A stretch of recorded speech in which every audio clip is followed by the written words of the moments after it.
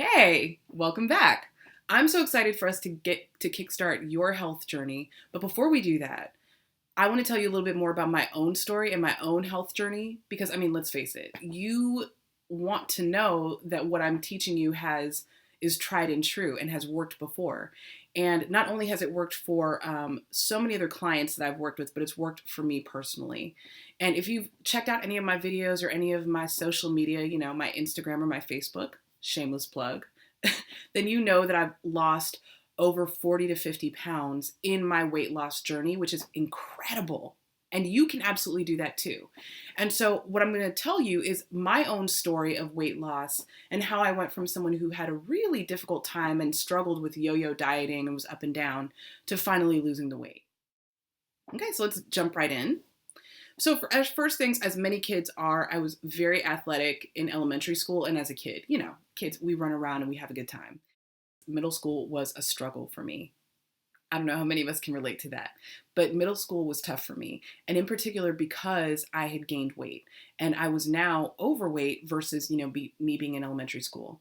And also me being the only Black girl or one of very few Black girls at a mostly white school, it had me coming up with all types of different insecurities about my looks. Wanting to look like the girls around me, wanting to have the straight hair, wanting my body to look like other girls' bodies, wanting to lose weight and not knowing how to do it. And so, no matter what your background is, we can all relate to those insecurities where we're looking at our peers and looking around us and wanting to fit in, or we're looking at those magazines and wanting to fit in. And that was what happened for me in middle school. And, I remember I really started to hate exercise and PE especially. How many of us can relate to that?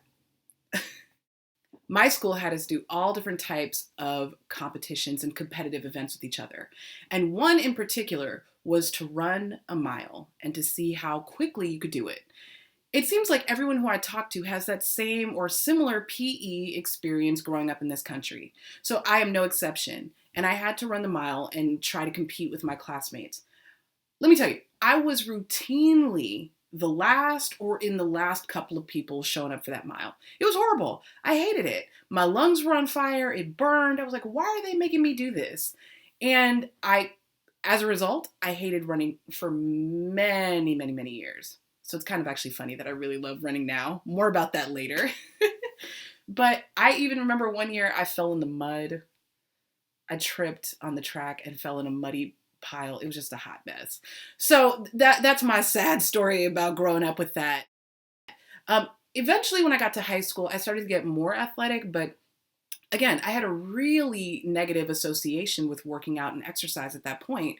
So I really stayed away from anything that required me to run, which I think is most sports. So my mom would encourage me to get into a sport and I'd try one out. My dad too, and I would try to get into different sports and I would flop or hate it or quit. And eventually I discovered working out at the gym, which I liked. I liked to get on the elliptical machine. And so I got more in shape as a result of working out in the gym, but it was not consistent. And so same thing throughout college. I went through periods where I was more, where I was working out more and then decreased my exercising. And all of the, and my eating was just all over the place, and especially going to college, oh, forget it. My eating habits exploded when I had all of this phenomenal choice and I could choose whatever I wanted to eat. Are you kidding? So I had a lot of fun in college, but it was a hot mess. And let's just say that from high school to college, even though I was working out a little bit more, and my habits were inconsistent, and I was motivated by the wrong things. I was motivated by wanting to, quote, look good, okay? How many of us can relate to that? Where we're working out or trying to lose weight because we're worried about how we look. I was so obsessed with wanting to look good and wanting to look attractive to men and to other people and to not feel ugly that was my only motivation for wanting to eat right or exercise ever. As you can imagine, didn't really last much, right?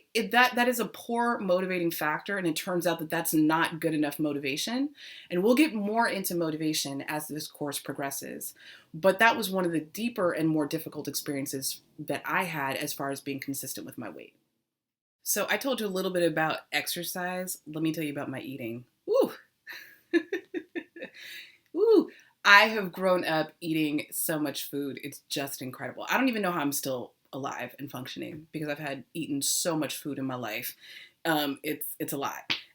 So a little bit more about my background. I come from a Haitian family. So if you don't know where Haiti is in the Caribbean, and I come from Black American family. And as you probably know, both of those are cultures that love good food and make incredibly delicious, delicious foods. And I've always joked that I'm an omnivore. So omnivores eat everything, and I eat everything. And when I went to college, as I mentioned before, ooh, college was so great for me because all of a sudden I could eat whatever I wanted. And I loved eating pizza and going to the cafeteria and loading up on the buffet. Oh man, that was my scene. And what I really struggled with most was portion control. I was always eating to be stuffed, and after I ate, I felt like I could fall asleep. How many of us can relate to that? I'm going to be raising my hand this entire video, right? But one of my biggest issues was food and my portion control and eating like a full plate. So many of us, who grow up in homes where, depending on the culture, or also, depending on, if you grew up, under poverty influence or not. So I grew up in a middle class family, but coming from two cultures that deal with a lot of poverty. So eating everything that was on your plate was really important and a huge deal. And so for me, I grew up under the culture of clean your plate. You gotta clean that plate. Be grateful for what you have. Be grateful because some kid elsewhere is not able to eat what you're able to eat right now. And so I really linked, gratitude with eating. Goodness. And I also started to eat when I was stressed out and used eating as a stress management tool. How many of us can relate to that? So I struggled, and I didn't realize that I had a portion control issue until I started, I started this health coaching process. And you and I are going to go deeper into that. I can't wait to go there with you. I've also eaten a lot due to stress, and I've definitely led a stressful life. I've had a lot of caregiving roles in my life, and one of them was taking care of my mom who recently passed away, being a parent, being a teacher, being a spouse, being an activist and a community organizer, and the list goes on and on and on. And one of my coping mechanisms was to eat my stress away. I used to come home after a long day and be really excited to tear into something sweet. And so if you're doing the same thing, don't worry, I was right there with you and I overcame it. So can you. Now, I've had fluctuating weight since college, and a lot of us tend to have fluctuating weight, but we don't always see it as a crisis or something that warrants immediate attention. And neither did I. I would fluctuate between 20 pounds. I was kind of within a 20-pound radius on my weight. And it was annoying to me and it was irritating and I couldn't understand why. But I didn't see it as a crisis or something that needed immediate attention. How wrong I was. I had some digestive issues that made me kind of think about what I was eating. But overall, again, I still didn't really understand my body, didn't understand how it worked. And I would try a variety of different weight loss methods just to quickly get rid of the weight. I would try to over exercise sometimes, or I would try to, control reduce what I'm eating and my portion sizes, eat less, consume less calories, and try, what I found out now are actually starvation plans to get rid of losing weight. I tried a whole bunch of things that would work in the short term, but not in the long term. And overall, it just left me feeling really frustrated and overwhelmed. How many of us can relate to that? And so ultimately what ended up happening was that as I kept going through a stressful life where I was teaching and, got into a relationship and was taking care of my mom before she ended up passing away, and eventually became a mom.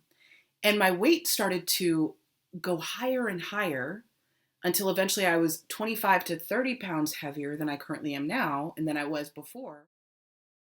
So you would think that having a baby you would lose weight after. And I did a little bit, but then the stress and the stressful lifestyle that I was living definitely had me putting back more weight. And it was hard. It was frustrating and it was extremely, extremely difficult. And so what ended up happening is that I, again, didn't see this as a crisis, but just an annoyance. And again, could not understand why. Until finally I wound up in the hospital. and I was hospitalized for having pneumonia. Yeah. I was hospitalized and had to stay off work for 2 weeks for having pneumonia. And this is when things really started to click for me that something was wrong. I talked to my doctor, and my doctor was stunned and shocked. One, that I had pneumonia, but two, that that I had to be off work for 2 weeks as a result. And my doctor was like, "Okay, you're young. Do you have some sort of immune deficiency situation going on, or any other chronic conditions?" And my answer was no. Any other health ailments or anything else? No. And my doctor was like, "If you are perfectly healthy and you are having pneumonia, that means at your age, that means that there is a stress issue going on with you. That means that your stress is so huge that you are compromising your immune system in that way." Bam. Now all of a sudden, I'm starting to take my health more seriously. And it was a shock, but I really am thankful for that time because it forced me to really get serious about trying to figure out what was going on with me as far on a self-care level. Now, my husband and I, we then decided to have another baby together. So what this meant was, even though I was getting wiser to what was going on with me from a health perspective, and even though now I had since enrolled into a health coaching program, we wanted to get pregnant, and I knew that would mean more weight gain. So all in all, I ended up gaining 40 to 50 pounds from this entire stressful / pregnancy experience. And I was miserable, but because of the changes that I was going through and what I was learning through health coaching, I knew that I was going to do something different. I knew that as soon as I could physically get myself able to, I was going to start really taking my health seriously, and I was going to be motivated to do something differently. And I'm so proud of myself because I ended up doing that. So I decided that I was going to love my body right now where it was. Yep, 40 to 50 pounds overweight, pregnant, and miserable. And I decided I'm going to start loving myself right now and make that work. So that love and acceptance is what motivated me and helped me to feel motivated and like I could keep going for my goals. It was incredible. After all these years of yo-yo dieting and going up and down and trying different things that worked for a little bit but didn't work at all, or restriction that made me feel horrible and made me just crave sugar even more like a crazy person, all of a sudden just accepting myself and loving myself really helped me stay in the game, and it helped me to stay consistent and stay for the long haul. So, and then I started just working out and having a healthier relationship with my body. And I started at the level that I was at. I made some simple lifestyle adjustments and just started working at the level I was at and being forgiving of myself. Genius. And it's managed to help me lose 40 to 50 pounds. And after I'd had the baby, I could barely move. So, walking half a block was a huge deal to me. It was, I was giving myself a round of applause for that. To now I'm at the point where I can run 6 miles comfortably and even kind of quickly. So if I can do it, you absolutely can do it. So this is my story.